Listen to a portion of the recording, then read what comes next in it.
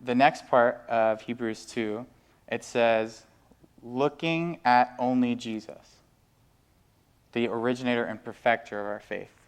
So the solution is not like, great, muster up all this drive in yourself to be the best athlete, to go win the World Cup, to go win the Super Bowl, and rid off every spiritual thing that's getting in the way of your spiritual life so you can be the best, perfect Christian. It says, look at Jesus. What did he do? Be like him. And so it says what Jesus did. It says, for the joy set before him, he endured the cross, despising the shame, and sat down at the right hand of the throne. So Jesus went to the cross, and right the night before, it's not like he's having the best day of his life, right? He's like in a garden, kind of crying, really intense, like, please God, don't ask me to do this. So much so that he's sweating. We know what that's like in Missouri, where we're sweating. But he is sweating drops of blood, which is like, man, he is really outside for a long time, right? It's turning up the heat there. So he's in a super dark place, but the way that he can go through with it is because he sees something. For the joy set before him, he has this goal, this vision, that makes it worth this horrific pain.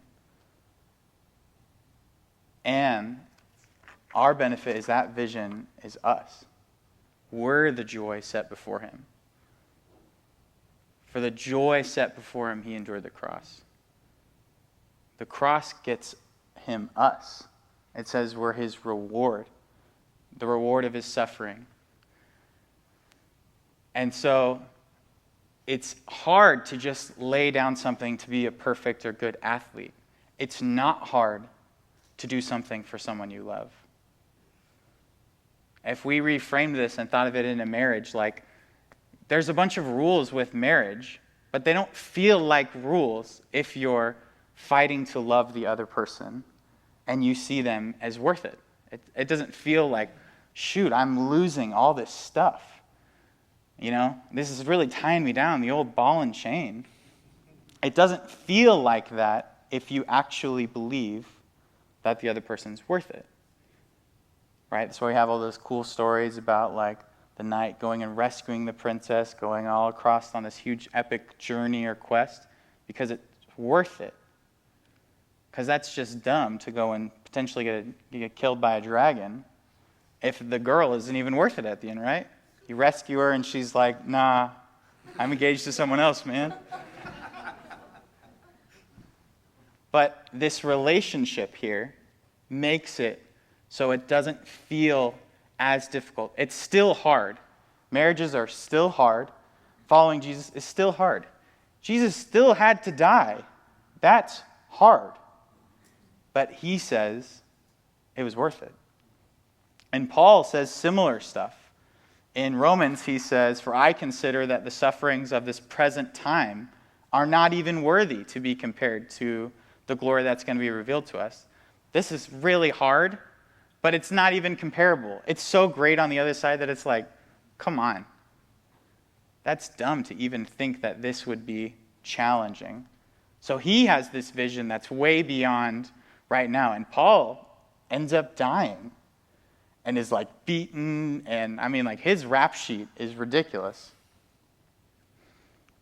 He's in jail all the time, feels like. And he's like, oh, this stuff's not even worthy to be compared. And even later in 2 Corinthians, he says, for our momentary light afflictions is producing in us an eternal weight of glory far beyond all comparison. While we look at things that are not seen, but the things that are seen, for the things which are temporal, but the things which are eternal. It's like, this is momentary, man. Like, it's like when you go to the doctor and you get like a shot, or, you know, they like prick your blood and you're like, ah, but it's like, it's over. I already did it. You know, where they trick you, where they pretend they're going to do it and then they've already done it. And you're like, oh, that was it? Like, that's the picture that they're saying. It's like a snap.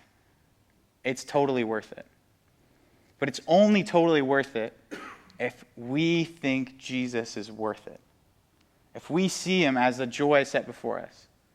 just like he sought for us. So the question is, what is the chief end of man? To glorify God and enjoy him forever. If you're like me, that's a lot of churchy language that makes you go like, okay, does that mean like I'm going to be singing a lot when we're up there? Or are we like bowing down most of the time? But if I said the chief end of your marriage is to glorify your partner and enjoy them forever, that feels easy. Like, oh, I know what it's like to go on a date and enjoy someone and to honor them with my time.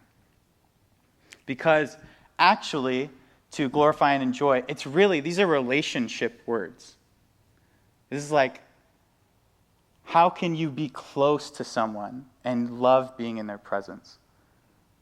And that's what we're made for forever. We're just made to be with Jesus forever.